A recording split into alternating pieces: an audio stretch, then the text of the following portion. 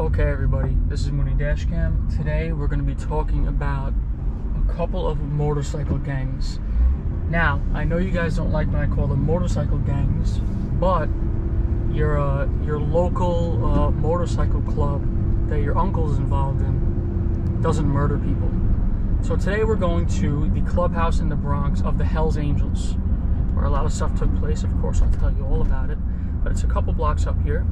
They moved to this location from their East 3rd Street location in the East Village in Manhattan. They left that clubhouse, they sold that for $8 million. They moved into this clubhouse, they bought it for $1.25 million, and bought a bunch of properties in the area for their members to live in, I guess, or maybe investment properties. Who exactly knows?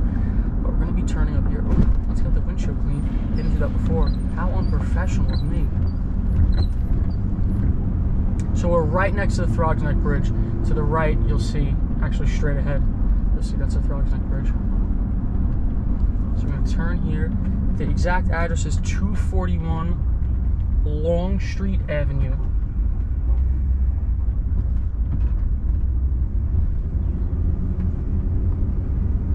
As you could imagine, the neighbors, some neighbors weren't too mad about it because they assumed it would become a safer block. But then some neighbors were very mad about it because the Hells Angels just moved in. Couldn't you understand their possible frustration?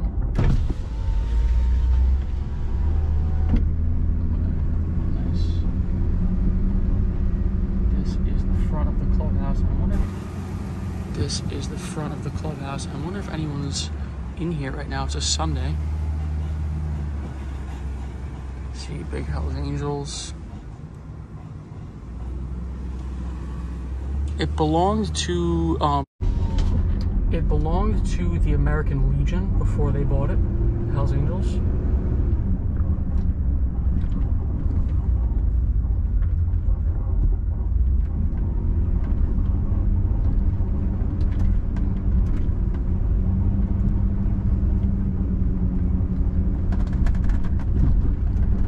Okay, now to get into the story. So, they purchased this property in 2019. I think they officially moved in around December, maybe a little bit earlier of 2019. January 2nd, the building gets shot up, right? Now, from what they figure out, it was the Pagan motorcycle gang. They shot the building up, kind of saying like, we are the motorcycle club in the Bronx, like just letting you know we're here, which they already know. They've had a long-standing rivalry. So they shoot the building up, and this is in January, so it takes a couple months for them to do anything, you know. So then on May 2nd, 3:20 p.m., we're gonna go to the corner where they full-on in broad daylight murdered the Bronx Pagan chapter leader. His name was Francisco Rosado, 51 years old. The guy looks a little crazy. I'll put his picture up. But we're gonna shoot over there now. I'll continue the story when we're over there.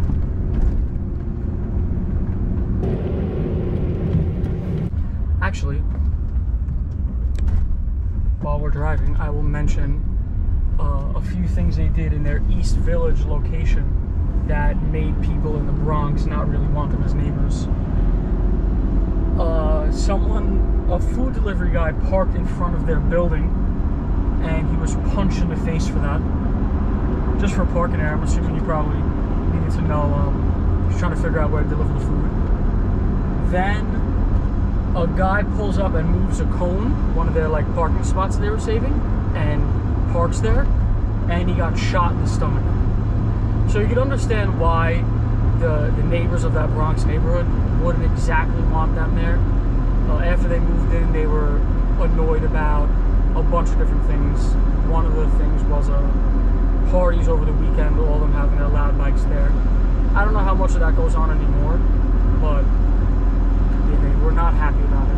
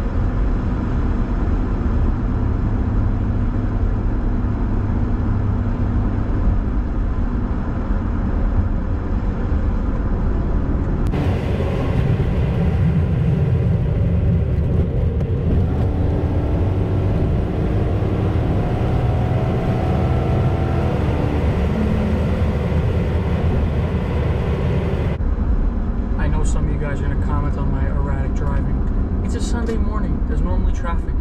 I'm enjoying being able to weave in and out. Don't bother me.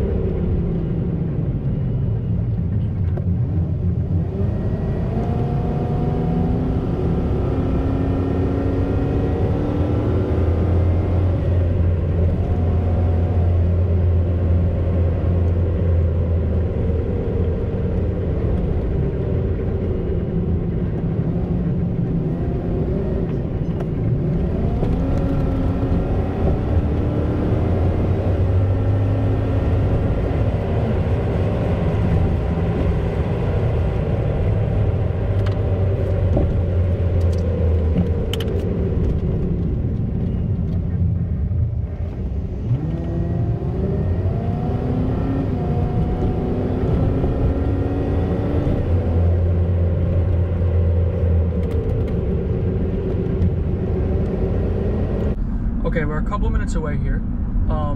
There is actually a video that shows this whole murder. I'm going to add it at the end of this video if you want to watch that, which I'm assuming you do. It's a very interesting video. You normally don't get to see like a full-on assassination on video. The guy falls behind a car, so it's not very graphic, but you get the point of what's going on. So, 3 guys were arrested in connection to this crime. Frank Tatuli, 58-year-old. His nickname was Loose Cannon. This is a hard name. 29-year-old Sayanan Thongthawath. Very, very hard to pronounce name. Correct me in the comments. His nickname was Andy, which is, yeah. Then 27-year-old Anthony DeStefano. He was actually not a Hells Angel. He was part of Satan's Soldiers, which they call like a feeder gang into the Hells Angels. You kind of come up in Satan's Soldiers and kind of get into the Hells Angels that way. So he was looking to move up in the ranks, and the other 2 guys were both full Hells Angels. Frank Tatuli was like a veteran dude. So I believe the 2 guys in the Jeep that pulls up, the blue Jeep that pulls up, are the 29-year-old, the 27-year-old. The police painstakingly put together a 20-minute video of their whole entire ride to this location. So they pull up to this location. It's on the corner in a parking lot, aimed right at the building that Francisco Rosado, the Pagan's Bronx chapter leader, worked at. He was the superintendent in this building. They sat outside this building for 4 hours waiting for him to come outside. And they wanted to get the job done. It was serious. Once they saw him, you'll see in the video, they hop right out of their cars, silence pistols. It looks like something out of a movie. And they run up to him and gun him down. The injuries were, he was with another guy, Javier Cruz, who got shot in the arm. They weren't trying to kill him, so they didn't. Francisco Rosado got shot 5 times. He was shot in the head, neck, and back. He was killed right there. He was a father, and I think he may have been a grandfather at the time too. His wife claimed that she knew nothing about his involvement in any motorcycle gangs and knew nothing about the feud between the Hells Angels and the Pagans. I showed you a picture of this guy already. To assume that this guy is not involved in anything illegal is kind of crazy. His face is fully covered in tattoos.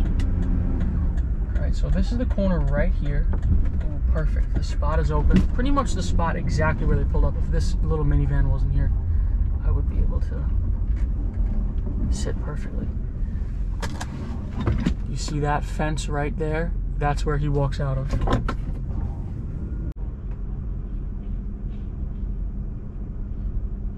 They hop out of their cars, guns drawn, run across the street right as they see him leave this fence, leave this gate. He runs this way they catch him just about over here. You see he hides behind a Chevy HHR right around this pole, and they shoot him dead there. You can see this area. Now, they run back to their car. This all happens very fast. They run back to their car. There's the truck, say hi. Run back to their car in their Jeep, and they drive right up the sidewalk, across this crosswalk, and make a left over there. You'll see in the video there's a guy crossing the crosswalk when they hop out the guns, and he turns and books the other direction knowing something really bad is happening. But yeah, this is the area where this all went down. A murder in broad daylight. So they wait here for 4 hours, hop out of their car, and right there, they're parked right here next to the sign. You'll see the sign in the video.